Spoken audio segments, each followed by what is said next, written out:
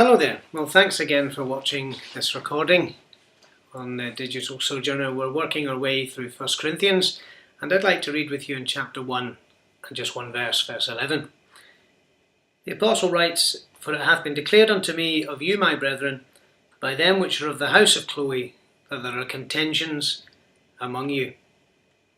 It is very interesting. It's interesting in Scripture where someone is mentioned and that's the only time, and here is one.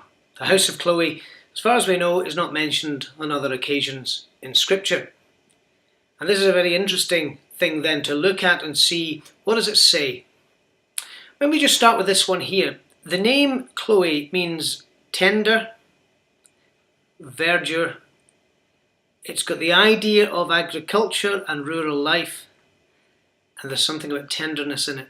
Isn't it interesting that the only reference on the page of Scripture to these people is the fact that they are upset and concerned that there are contentions amongst God's people in Corinth.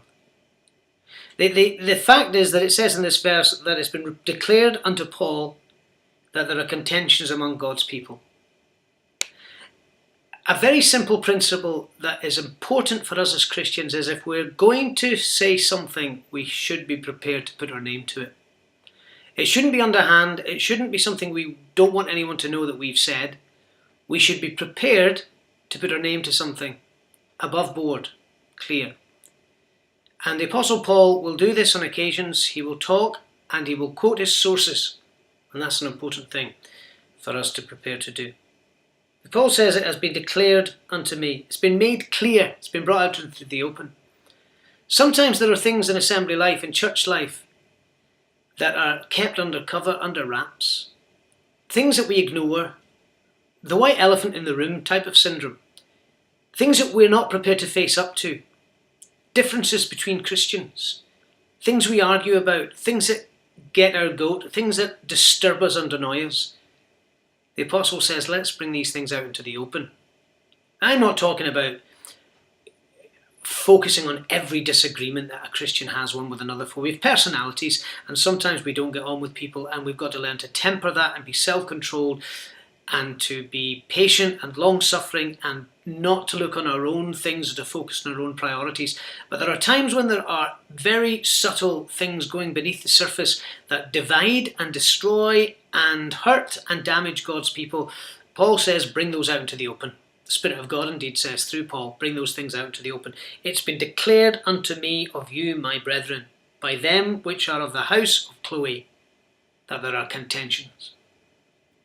So, number one, if you're going to say something, make sure that you put your name to it. Number two, if there are underlying currents, differences, dissension, strife, deal with it. Remember, the Christian church, every local church, should be a united group of people.